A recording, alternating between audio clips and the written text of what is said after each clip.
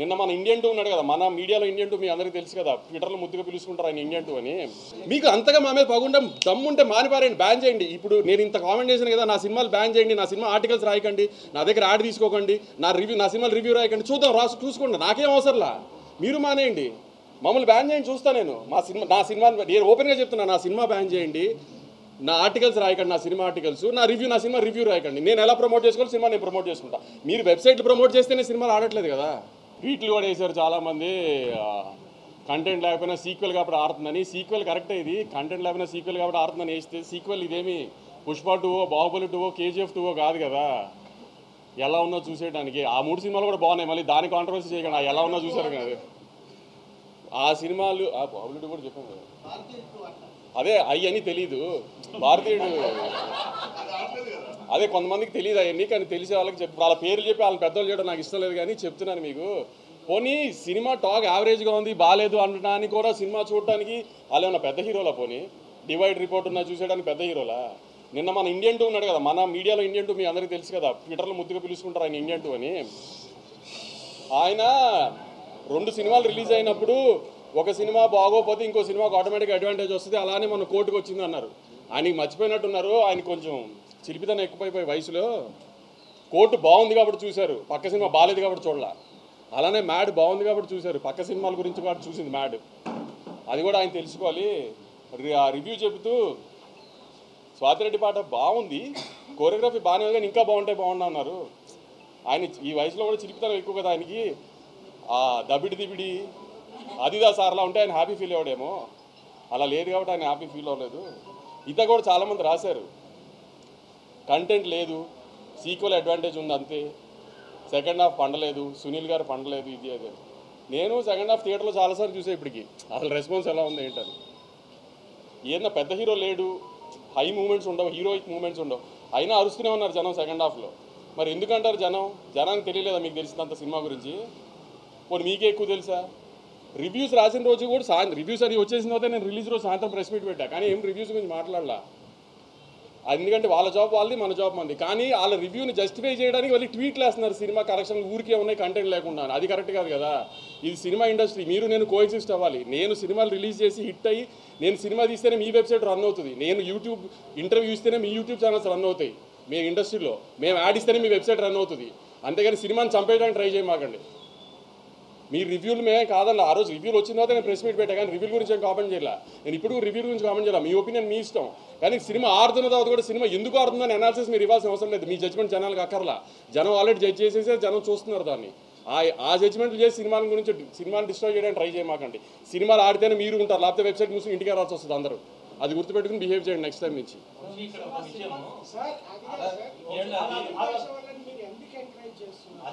అదే మా తప్పు చెప్తున్నా కదా, అదే మేము చేసిన తప్పు అదే ఇప్పుడు దాకా.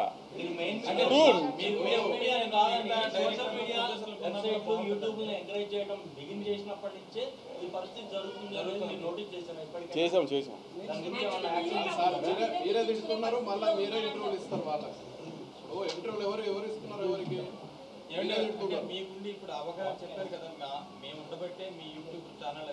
అవును. ఇప్పుడు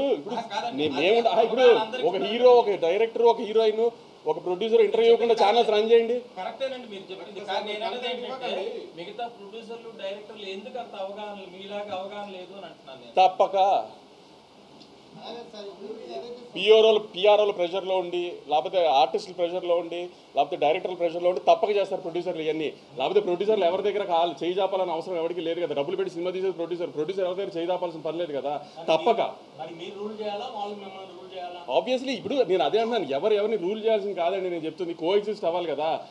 మీరు రివ్యూలు రాయడం మీ రెస్పాన్సిబిలిటీ. ఇప్పుడు నేను సినిమా రిలీజ్కి ముందే దీంట్లో లాజిక్లు కథ ఉండదు అని చెప్పాను. నేను లాజిక్లు కథ లేని సినిమాలకి నేను సినిమా తీస్తున్నాను అని చెప్పినప్పుడు, ఒక మ్యాడ్ క్యాప్ ఎంటర్టైనర్ తీస్తున్నాను అని చెప్పినప్పుడు అది రివ్యూవర్కి నచ్చుతుందని నేనేం అనుకోవాలా.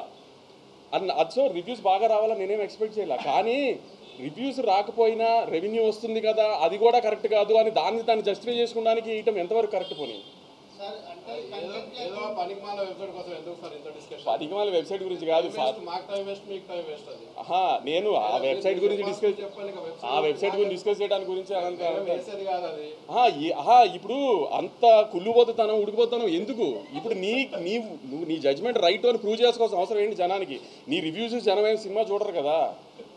నీ రివ్యూ డిసైడ్ చేశానికి జనం చెప్పాను కదా. కొన్నిసార్లు ఎలా అవుతుందంటే జూలైలో డైలాగ్ ఉంటుంది, మీకు గుర్తుందో కదా బన్నీ గారి సినిమాలో, దరిద్రులు తెలిసినా పక్కన పెట్టుకోవాలి, హారర్ సినిమాలు భయమైనా చూస్తాం కదా, అలానే తప్పదు అందరికి, తప్పట్లేదు, ఏం చేస్తాము. కానీ అలానే మరీ అసలు దాన్ని ఎక్స్ప్లోయిట్ చేయడానికి ట్రై చేయకూడదు కదా ప్రతిదానికి. మీకు అంతగా మా మీద పగుండా దమ్ముంటే మానిపారండి, బ్యాన్ చేయండి. ఇప్పుడు నేను ఇంత కామెంట్ చేశాను కదా, నా సినిమాలు బ్యాన్ చేయండి, నా సినిమా ఆర్టికల్స్ రాయకండి, నా దగ్గర యాడ్ తీసుకోకండి, నా సినిమాలు రివ్యూ రాయకండి, చూద్దాం, చూసుకోండి, నాకేం అవసరంలా, మీరు మానేయండి, మమ్మల్ని బ్యాన్ చేయండి, చూస్తా నేను. నా సినిమా నేను ఓపెన్గా చెప్తున్నా, నా సినిమా బ్యాన్ చేయండి, నా ఆర్టికల్స్ రాయకండి, నా సినిమా ఆర్టికల్స్, నా సినిమా రివ్యూ రాయకండి. నేను ఎలా ప్రమోట్ చేసుకోవాలి, సినిమా నేను ప్రమోట్ చేసుకుంటా. మీరు వెబ్సైట్లు ప్రమోట్ చేస్తేనే సినిమాలు ఆడట్లేదు కదా. అది నా ఒక్క డెసిషన్ కాదు కదా, ఇది నా సినిమాల గురించి కాబట్టి నేను చెప్పా. నాకు మన మీద బతుకుతూ మనల్ని ఎందుకు చంపాలనుకుంటున్నారని అడుగుతున్నా అంతే. మన మీద బతుకుతున్నారా, మనల్ని చంపాలని ఎందుకు అనుకుంటున్నారు? ఏంటి ఆ సాడిజము?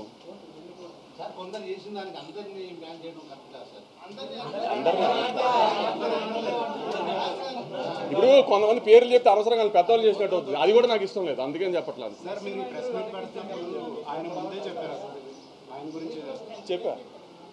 చెప్పా ఆబ్వియస్.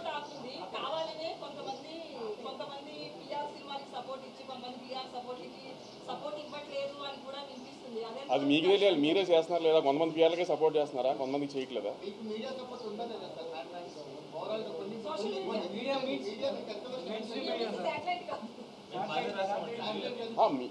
మెయిన్ స్ట్రీమ్ మీడియా అంతా బాగా రాసింది, సోషల్ మీడియాలో కూడా అంతా, ట్విట్టర్లో కానీ ఎక్కడ కానీ నెగిటివిటీ ఏం పెద్ద లేదు. కానీ ఇప్పుడు నేను తీసిన సినిమా రివ్యూవర్కి నచ్చే సినిమా నేను తీయలేదు. నేను ఒక ప్రాపర్ కమర్షియల్ థియేటర్ సినిమా తీశాను, ఆ థియేటర్లో జనానికి నచ్చింది. అది ఎందుకు మీ రివ్యూలు మీరు రాశారు, దాన్ని ఎవరు మేము కాదనలేదు కదా, దాన్ని ఎందుకు మీరు యాక్సెప్ట్ చేయండి? సినిమా ఆడుతుందని కూడా, సినిమా ఆడుతుందని కూడా బంకలు ఎత్తుకుతున్నారు ఎందుకు?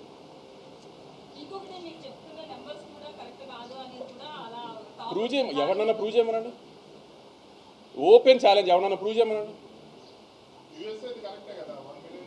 ఆబ్వియస్లీ నైజాం ప్రూవ్ చేయమనండి. ఇప్పుడు ఎవరికి డౌట్ ఉందో రండి, నేను ఫోన్లో చూపిస్తా.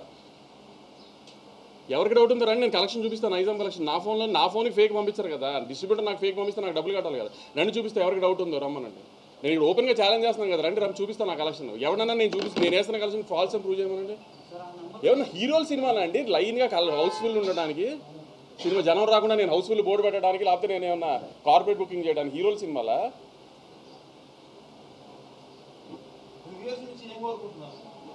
నాకు రివ్యూస్ నుంచి ఏమీ కోరుకోవట్లేదు. నేను అంటుంది, మేము మీ రివ్యూస్ని రెస్పెక్ట్ చేసి అందరం యాక్సెప్ట్ చేసినప్పుడు, సినిమా ఆడుతున్నప్పుడు ఆ సినిమాని ఎందుకు సపోర్ట్ చేయరు, ఇంకా ఎందుకు పుష్ చేయరు ఆ సినిమాని? మీరు అబ్జర్వ్ చేశారా, ఏ వెబ్సైట్లో కూడా రివ్యూస్ వచ్చిన ఏ వెబ్సైట్లో కూడా గత 4 రోజులుగా సినిమా బాగా ఆడుతుంది, కలెక్షన్స్ బాగా ఆడుతున్నాయి అని ఒకే ఒక వెబ్సైట్లో వచ్చింది ఆర్టికల్, మిగతా దేంట్లోనూ రాలా. అంటే ఏంటి ఉద్దేశం? మీరు రివ్యూ బాగా ఇవ్వకపోతే సినిమా ఆడకూడదా? ఈ మధ్యకాలంలో మీరు రివ్యూలు ఇచ్చిన బాగా రివ్యూలు ఇచ్చిన ఏ కమర్షియల్ సినిమా ఆడింది?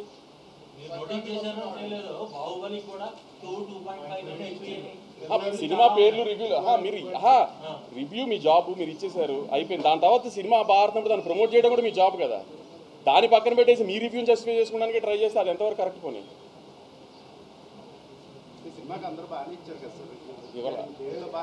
ఇవ్వాల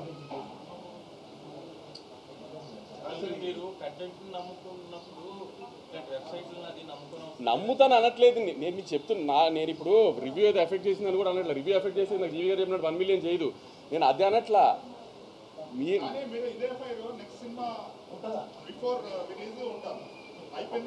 మీరు నెక్స్ట్ సినిమా బిఫోర్ రిలీజ్ నేను ఏమి ఉండాలి అని మీరు అనుకుంటున్నారు, ఇవాళ చెప్పండి. అది లేకపోతే నన్ను అడగండి ఆ రోజున. అదే ఏం చేయమంటారు దీంతో? నన్ను చెప్పి అది చేయకపోతే అప్పుడు అడిగి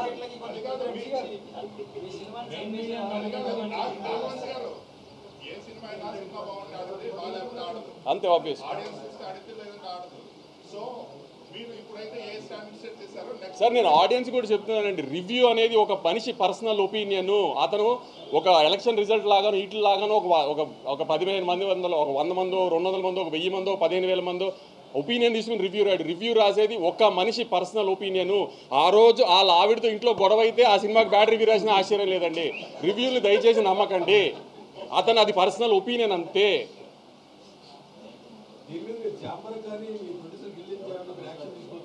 ఏమని దేనికి యాక్షన్ తీసుకోవాలి? ఇప్పుడు మీరు జాబ్, మీరు మీడియా, మీరు ఒక ఎంటర్టైన్మెంట్ జర్నలిస్ట్, మీ జాబ్ ఏంటి? రివ్యూ రాయటం. మీరు రాశారు, మేము కాదనట్లా, అయిపోయింది కదా. దాని తర్వాత సినిమాని ఎందుకు ప్రమోట్ చేయట్లా?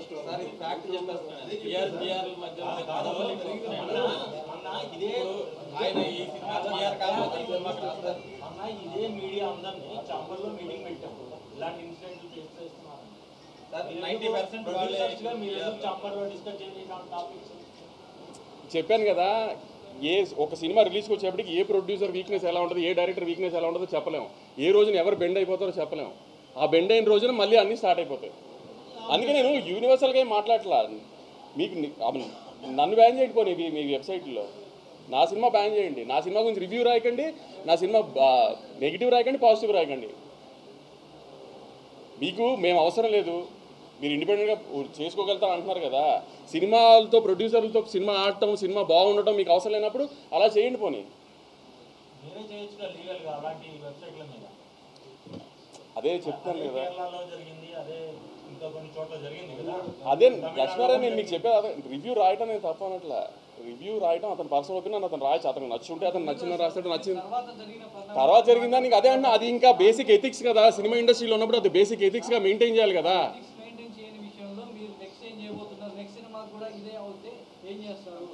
అదే చెప్తున్నాను కదా, నెక్స్ట్ సినిమాకి ఏం చేయాలంటే వాళ్ళని మేము దూరం పెడతాం. ఆబ్వియస్లీ వాళ్ళు మమ్మల్ని దూరం పెడితే హ్యాపీ, గొడవే లేదు కదా.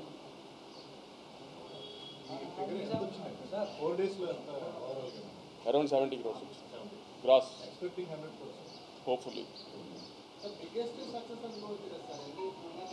ఈ సంవత్సరంలో సంక్రాంతికి వస్తున్నాం, ఎలా 3-4 రోజుల్లో బ్రేక్ ఈవెన్ అయిందో అలానే మ్యాడ్ కూడా 4 రోజుల్లో ఆల్మోస్ట్ అన్ని ఏరియాస్ బ్రేక్ ఈవెన్ అయిపోయింది. ఒక 2 ఏరియాలు మాత్రం 90%లో ఉంది.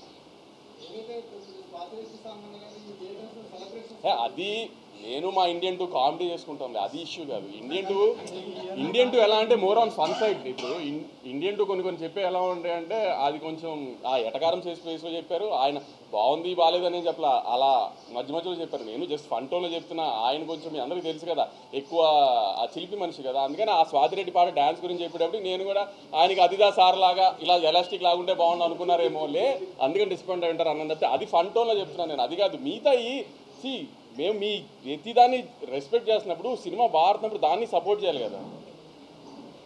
సినిమా బాడకపోయినా బాడట్లేదని చెప్పట్లేదు కదా ఎవరు పోనీ. దాన్ని ఎందుకు సపోర్ట్ చేయట్లేదు అని అడిగా అంతే నేను. నా సైడ్ అయిపోయింది, మీరు ఏమైనా అడగాలంటే చెప్పండి సార్. అదే లేదు సార్, ఎంటర్టైన్మెంటే స్టార్.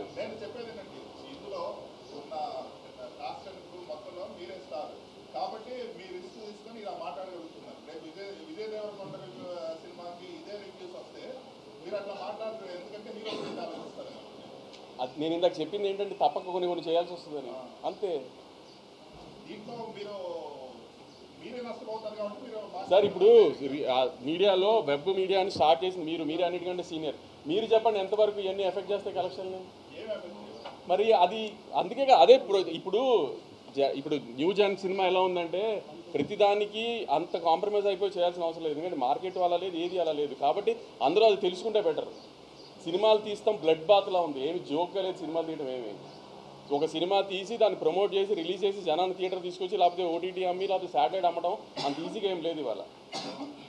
దాంట్లో మాకు ఇవన్నీ కూడా ఎందుకంటే నా సపోర్ట్ చేయకుండా. జరిగిన పరిణామాలను బట్టి మెయిన్ స్ట్రీమ్ మీడియాకు మీకు ఎంత ప్రాధాన్యత ఇవ్వబోతుంది? సోషల్ మీడియానే ఎంకరేజ్ చేస్తారా, వెబ్సైట్లోనే ఎంకరేజ్ చేస్తారా? అంటే ఓవర్సీస్ మార్కెట్ దృష్టిలో పెట్టుకొని మీరు వెబ్సైట్ ఓవర్సీస్ మార్కెట్ కూడా ఓవర్సీస్ మార్కెట్ దృష్టిలో పెట్టి ఎవరైనా చాలా చిన్న చూడడం జరుగుతుంది. చాలా మంది ప్రొడ్యూసర్స్ వెబ్సైట్లో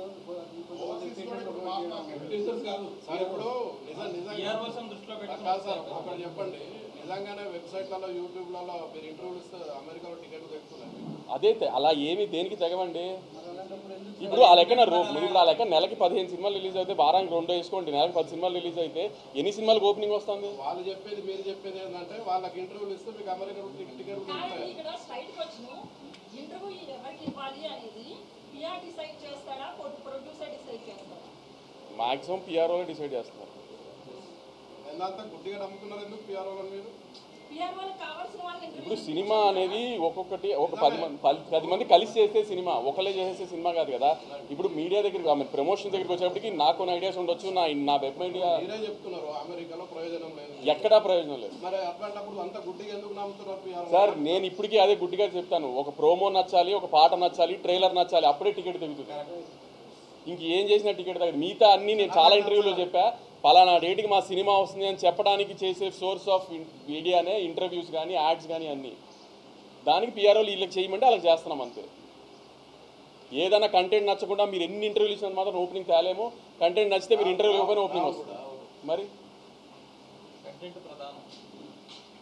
నేను మళ్ళీ చెప్తున్నానండి, నాకు ఎవరి మీద పగలేదు, గొడవ పెట్టుకోవాలని నేనేం రాలేదు.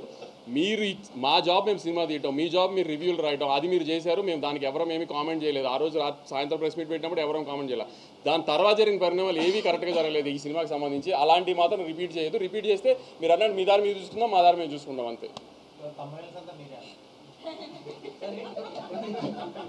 నెక్స్ట్ 2026 ప్లాన్స్ బాగా చాలా మిగతా ప్రొడక్షన్స్ మొత్తం లైనప్ బాగుంది. ఇక్కడ నుంచి ఎలా లైనప్ ఉంది? నాకు కూడా నెక్స్ట్ 1 ఇయర్ ఈ ఇయర్లో 4 రిలీజెస్ ఉన్నాయి, ఇంకా బ్యాలెన్స్ 4 రిలీజెస్ ఉన్నాయి. Next year Sankranti, summer, early summer ఒక రిలీజ్, లాస్ట్ సమ్మర్ ఒక రిలీజ్ ఉన్నాయి ప్రస్తుతానికి నా ప్లానింగ్లో. రెట్రో మే 1. మాస్ జాతర జూలై అనుకుంటున్నాం మోస్ట్. Kingdom May 30th. ఒకప్పుడు దిల్రాజ్ గారిని ఐఎస్ఏ మార్క్ అనేవారు సినిమాలు ఆయన నాగవంశీ అంటున్నారు. ఎందుకంటే ఆయన పెట్టినట్టు సినిమాలు అన్నీ ఆయన తెలుస్తున్నాయి, ఎట్లా ఏంటి ఆడియన్స్ పల్స్ అది తెలుగుతారు నాగవంశీ. మీరేమంటారు? ఆడియన్స్కి తెలుస్తుందేమో నాకు తెలియదు, కానీ మీరు నమ్మట్లేదు, ఇంకా అది నాకు ఆశ్చర్యం. నేను నమ్ముతున్నామండి, సినిమా హిట్ అయింది కదా. ఆ హిట్ అయిందని కూడా నమ్మరు. మీరు ఒక్కడిని దృష్టిలో పెట్టుకొని మీరు అంటున్నారు. ఆడ ఎవరినో ఆడు ఇచ్చేసి మీరు అందరినీ మీరు అంటే ఎట్లా? ఆయన పక్కన పెట్టండి, మీరు మా గురించి మేము అడుగుతున్నాం, చెప్పండి మీరు సమాధానం. లేదు ఆమె కంటెంట్ అంతా క్లిక్ అవుతుంది. Hopefully I'm very happy. అన్ని సినిమాలు అన్నీ బాగా జరుగుతున్నాయి. ఇలానే జరగాలని టచ్ వుడ్ కోరుకుంటున్నాను అంతే. ఎవరు ఇక్కడ దేవుళ్ళు కాదు, ఎవరు ఫ్లాప్లు అందరికీ పడతాయి, ఫ్లాపులు లేకుండా ఎవరు అవాయిడ్ చేయలేరు. ఫ్లాప్ పడినా మళ్ళీ ఒక హిట్ సినిమా తీయాలని కోరుకోవాలి తప్పితే జరుగుతున్నదంతా బాగా జరుగుతుంది. హోప్ఫుల్లీ అదే కంటిన్యూ అవ్వాలని కోరుకుంటున్నాం.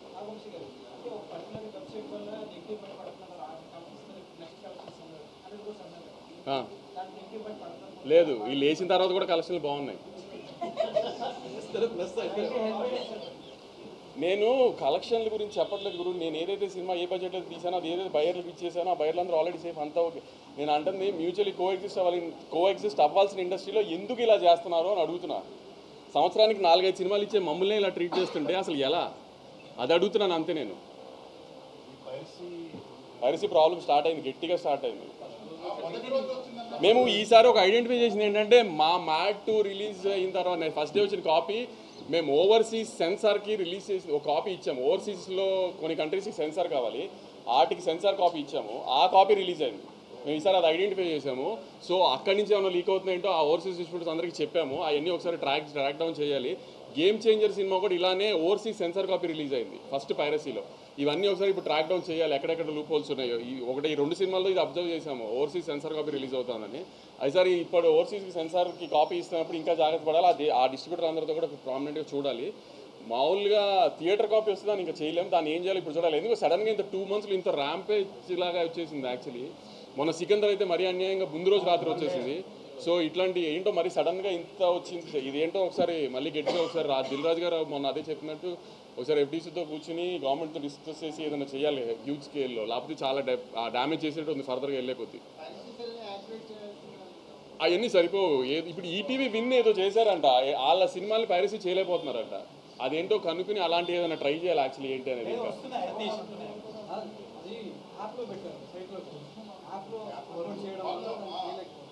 HTML పెట్టలేదు, వెబ్సైట్ లో పెట్టలేదు. అది కూడా వన్ డే ఆపగలిగారు. సెకండ్ డే స్క్రీన్ రికార్డ్ చేసి అప్లోడ్ చేయాలి.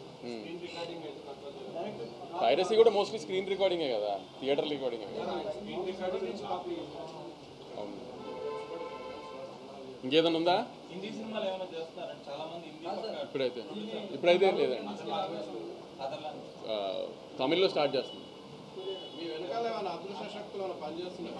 మీడియా లేవు కాదు. ఆ మీడియా మీరు ఎవరైతే ఎంతసేపు అనుకున్నారో ఆయనను ప్రోత్సహించమేనా మీ శత్రువులు? లేదు, అది చెప్పాను కదా, అదేం లేదు. అదేంటంటే ఆ చిన్నపిల్లల మనస్తత్వం, వాళ్ళు చేసింది కరెక్ట్ అని ప్రూవ్ చేసుకోవాలి జనానికి. అంటే ఫ్లూక్లో ఆడుతుంది కాబట్టి అనేస్తే ఒక మాట సరే ప్రూవ్ అయిపోద్ది కదా. ఫ్లూక్లో ఆడింది అంతే, కంటెంట్ లేకుండా. ఫ్లూక్లో ఆడడానికి పవన్ కళ్యాణ్ గారును మహేష్ బాబు గారును జూనియర్ ఎన్టీఆర్ గారు కలిసి చేశారు కదా ఆ సినిమా, అది ఫ్లూక్లో ఆడేసింది అది.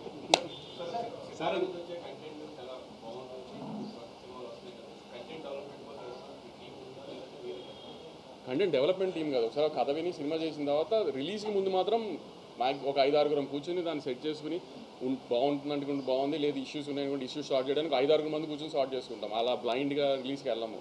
అది యావరేజ్ అని మాకే అనిపించినా దాన్ని ఎంత బెటర్ చేయడానికి చూస్తాం, బాగుంది అనిపించినా ఇంకెంత బెటర్ చేయడానికి చూస్తాం. ప్రతి సినిమా విక్రమ్ గారు చూస్తారండి, అంటే స్క్రిప్ట్ సెలెక్షన్ స్క్రిప్ట్ దగ్గర కాదు, యావిడ్కి వచ్చింది, నాకు ఎడిట్కి వచ్చింది.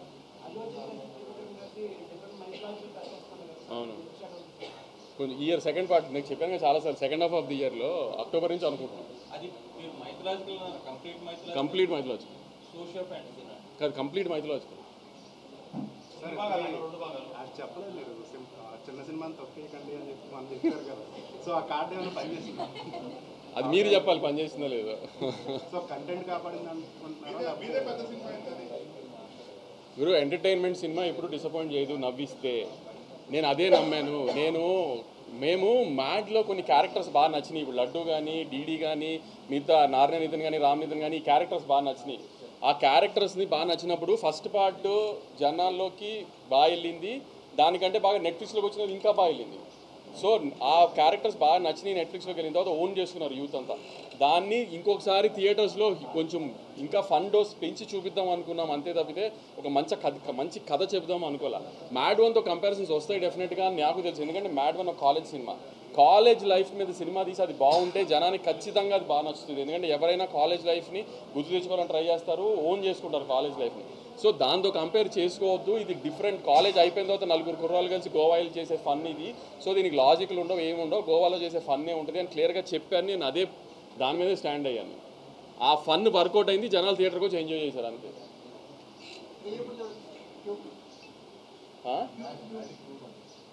ముందు కళ్యాణ్ ఒక షోలో cinema regular cinema next release అయిపోయేది. నేను డిస్ట్రిబ్యూషన్ చేస్తున్న రెట్రో May 1న, నా production cinema May 30th Kingdom.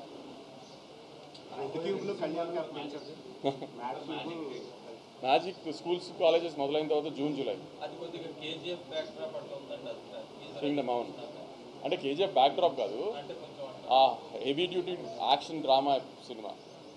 దాంట్లో లాజిక్లు ఎతకండి, కథ ఎతకండి, ఎన్ని డౌట్లు ఉన్నా అడగండి మమ్మల్ని, నన్ను కానీ గౌతమ్ కానీ అన్నీ చెప్తాం. దాంట్లో అన్నీ ఉంటాయి. కానీ ఈ సినిమా అలాంటిది కాదు అని చెప్పినా కూడా మళ్ళీ దాన్నే I don't understand what's the point. మీరు ఎక్కువ ఫీల్ అవుతున్నారు, ఇగ్నోర్ చేయాలి. నేను చెప్పాను కదండి, రివ్యూస్ బ్యాడ్ వచ్చింది నేను ఏం ఫీల్ అవ్వలేదు. We got use to it. 12 years అయింది నేను కూడా ఇండస్ట్రీకి వచ్చి. నేను ఫ్లాప్లు చూశాను, డిజాస్టర్లు చూశాను, బ్లాక్ బస్టర్లు చూశాను. ఇప్పుడు కొత్తగా నన్ను ఎఫెక్ట్ చేసే ఆ రివ్యూలు ఎఫెక్ట్ చేసే రోజులు పోయినాయి నాకు కూడా. కానీ ఏంటంటే తర్వాత ఎందుకు అని, తర్వాత కూడా డ్యామేజ్ చేయడానికి ఎందుకు ట్రై చేస్తున్నారు? ట్విట్టర్ మానేసిన మళ్ళీ చూస్తున్నారు. మానేసిన నీలాంటి వాళ్ళు పంపిస్తారు కదా, వెబ్సైట్ కూడా చూడొద్దని అవన్నీ చూడట్లేదు ఎప్పటి నుంచో, కానీ పంపిస్తారు కదా పంపించేవాళ్ళు. ఓవరాల్ మ్యాట్కి జెన్యూన్ ఫీడ్బ్యాక్ ఏమొచ్చింది సార్? మ్యాచ్ బాగా నవ్వుకున్నాము అని. మీకేమనిపించింది థియేటర్లో? అంటే మీకు కొంచెం క్రిటిసిజం ఏదైనా ఓ మ్యాట్ 1 అంత లేదు అని చెప్పారు. ఈ మెయిన్ క్యారెక్టర్స్ కి ఫస్ట్ పార్ట్ లో ఉన్న ప్రిఫరెన్స్ తగ్గింది అంటున్నారు. దానివల్ల అది అంటే ఇప్పుడు నా ఫ్రెండ్ పెళ్ళి అయిపోయింది, ఏదో కాన్సిక్వెన్స్ మూలాన, వాడిని పాసిఫై చేయడానికి గోవా తీసుకెళ్ళినప్పుడు వాడి చుట్టూతో ఉంటుంది కదా జరిగేదంతా. సో అందుకని వాడి చుట్టూతో ఉంది, లడ్డు చుట్టూతో ఉంది, కాబట్టి వీళ్ళ ఇంపార్టెన్స్ కొంచెం తగ్గింది. అది ప్లస్ ప్రాబ్లం ఇంకోటి వచ్చింది కాబట్టి అక్కడ ఇంకో క్యారెక్టర్ ఇంట్రడ్యూస్ అయింది సునీల్ గారి ద్వారా. సో ఆయన మీద కొంచెం ఇంపార్టెన్స్ వెళ్ళింది. డీజే టిల్లు కంటే బాగుంది, బెటర్ సీక్వెల్. దీనికి జనాలు అట్లా ఎక్స్పెక్ట్ చేశారు. ఆబ్వియస్లీ అవును. సో అలా అలా ఏమన్నా డిసప్పాయింట్ అయ్యారేమో తెలియదు, కానీ చాలామంది మ్యాడ్ 1 కంటే మ్యాడ్ 2 బాగుందని కూడా చెప్పిన వాళ్ళు కూడా ఉన్నారు నాకు ఫన్ పార్ట్.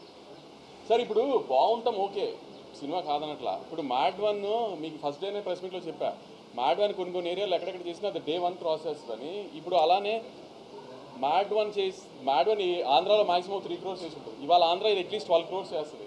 మీరు చెప్పండి ఏది బెటర్? ఇప్పుడు మనం సినిమా తీసేది డిస్ట్రిబ్యూటర్లు బాగుండాలని కదా, జనం ఎంజాయ్ చేయాలని కదా, కమర్షియల్లీ మ్యాచ్ బెటర్. ఆబ్వియస్లీ. అందుకే ఇది కమర్షియల్ మీటర్ సినిమానే, ఇది ఆమె ఒక కల్ట్ ఫిల్మ్ కాదు అని చెప్పాను కదండి నేను. I never said it was a cult film, I making cult classic like that అని కదా. పోనీ రివ్యూస్ పాయింట్ ఆఫ్ వ్యూలో లక్కీ భాస్కర్ ఇండియా అంతా ప్రేజ్ చేసిన కల్ట్ ఫిల్మ్ కదా, నేను ఛాలెంజ్ చేసే తప్పు పట్టుకుంటాను కదా. పోనీ దాన్ని ఏమైనా అద్భుతంగా పొగిడారా? పొగడలేదు కదా. రివ్యూస్లో దాన్ని అద్భుతంగా ఏం పొగడలేదు కదా. ఓకే మంచి సినిమా అన్నట్టుగా రాశారు, ఏమైనా అద్భుతంగా పొగిడారా? మరి ఏంటి బ్యారియర్ ఏంటి అసలు? మీ బ్యారియర్ ఏంటి? పోనీ అంటే మీ పర్సనల్ ఇంట్రెస్టే కదా అక్కడ కనబడుతుంది, మీ పర్సనల్ ఒపీనియనే కదా అక్కడ కనబడుతుంది. ఇండియా అంతా నచ్చింది, 16 weeks నెట్ఫ్లిక్స్లో టాప్ 10లో ఉంది, లేటెస్ట్ రీచ్. అంటే 16 వారాలు ఇండియా అంతా చూసిన దానికంటే వాళ్ళందరి ఒపీనియన్ కంటే మీ ఒపీనియన్ కరెక్టా? పోనీ మీరేమన్నా నెత్తిన పెట్టి మోసారా? మోయలేదు కదా, దాన్ని కూడా మోయలేదు కదా. పోనీ కల్ట్ సినిమాని మోయలేదు కదా. మీడియా ముందు క్లాస్ పీకడం కంటే పర్సనల్గా క్లాస్ పీకినా పర్సనల్గా క్లాస్ పీకితే మాత్రం మారతారా ఏమన్నా? నేను మీడియా ముందు ఎవరికి క్లాస్ పీకట్లా, జనానికి చెప్తున్నా, సీరియస్గా తీసుకోవద్దు అని జనానికి చెప్తున్నా అంతే. మిగతా నేను ఎవరికి క్లాస్ పీకలా, నేను ఎవరికి క్లాస్ పీకడా, నేను వాళ్ళకి జీతాలు ఇస్తున్నాను, నేను క్లాస్ పీకలా. ఇండస్ట్రీ వాళ్ళు ఫాలో అవుతారు వెబ్సైట్ని, బయట ఎవరికి తెలియదు, మీరు ఊరికే చెప్తున్నారు అనవసరంగా. అందుకే పేరు చెప్పట్లేగా, మళ్ళీ వాళ్ళు పెద్దవాళ్ళు చేయించా పేరు లేని పేరు చెప్పట్లేదు. రాబోయే రవితేజ గారు కానీ వెరీ ఛాలెంజింగ్ వాళ్ళ ప్రీవియస్ ఫిల్మ్స్తో పోలిస్తే. సో ఇది మైండ్లో పెట్టుకుని సినిమాలు చేశారా నాకు కంప్లీట్గా సార్ వాళ్ళ ముందు ఒక హీరో సినిమాలకి ముందు సినిమా రిజల్ట్తో పని ఉండదండి. మన సినిమా కంటెంట్ ఎలా ఉంది, మన సినిమా ప్రమోషన్ ఎలా ఉంది, మన సినిమా ప్రమోషన్ మెటీరియల్ ఎలా ఉంది, అది నచ్చితే జనం థియేటర్కి వస్తారు, థియేటర్కి వచ్చిన జనం నచ్చితే అది ఆటోమేటిక్గా కంటిన్యూ అవుతుంది. ఆ 2 సినిమాలు గ్యారంటీ హిట్ సినిమాలు అండి, ప్రాబ్లం ఏం లేదు, చాలా కాన్ఫిడెంట్గా చెప్తున్నాను. ఇంపాక్ట్ ఉండదంటారా ఇప్పుడు విజయ్ దేవరకొండ ముందు సినిమాలు? ఇప్పుడు మీరు కింగ్డమ్ టీజర్ వచ్చేదాకా విజయ్ దేవరకొండ గారి పాత సినిమా ఎలా ఉంది అనేది మీకు డిస్కషన్. కింగ్డమ్ వచ్చిన తర్వాత విజయ్ దేవరకొండ గారి పాత సినిమా గుర్తొస్తుందా, కింగ్డమ్ టీజర్ గుర్తొస్తుందా? కింగ్డమ్ టీజర్ చూసుకుని కింగ్డమ్ ఎలా ఉంది అని యాంటిసిపేషన్తో థియేటర్కి వస్తారు, కానీ ఆయన పాత సినిమా రిజల్ట్స్ గురించి థియేటర్కి రారు కదా. కింగ్డమ్ టీజర్ ఎలా ఉందో తర్వాత వచ్చే ప్రమోషన్ మెటీరియల్ అలానే ఉంటుంది, సినిమాను అలానే ఉంటుంది, ఏమీ ఇబ్బంది ఉంటుంది. అంటే మీకు బిజినెస్ కూడా అట్లానే ఉంటుందా? బిజినెస్ మీరు అన్నట్టు మమ్మల్ని నమ్మి చేస్తారు కదా, ముందు సినిమాని నమ్మి చేయరు కదా. నాకు ఒక సెట్ ఆఫ్ డిస్ట్రిబ్యూటర్స్ ఉంటారు, నన్ను నమ్మి చేసేవాళ్ళు ఉంటారు, కానీ మమ్మల్ని ఇప్పుడు మా బ్యానర్ని నమ్మి చేసేవాళ్ళు ఉంటారు, కానీ ముందు సినిమా రిజల్ట్తో మాకు సంబంధం లేదు కదా. సో దానికి ఎప్పుడు ఆ డిస్టర్బెన్స్ ఉండదండి. కొంచెం మార్కెట్ ఉంది కదా అంటారు తప్పితే ఆ డిస్కషన్ ఉండదండి ఇప్పుడు. All languages.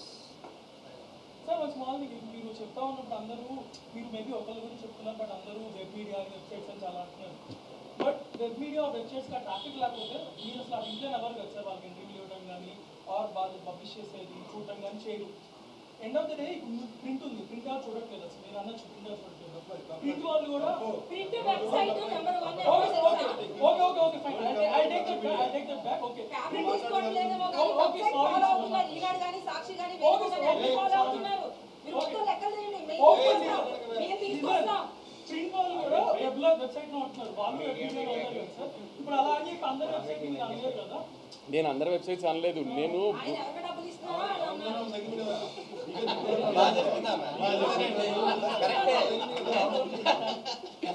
నేను ఒకరిని టార్గెట్ చేసి అనట్లా, నేను అంటుంది అంటే టీవీలో జర్నలైజ్ చేస్తున్నారు కదా సార్, దాని గురించి ఆపేసి ఈ టాపిక్ వేరే దానికి వెళ్తుంది. చాలా ఎలా చెప్పాల్సింది చెప్పేసి కదా.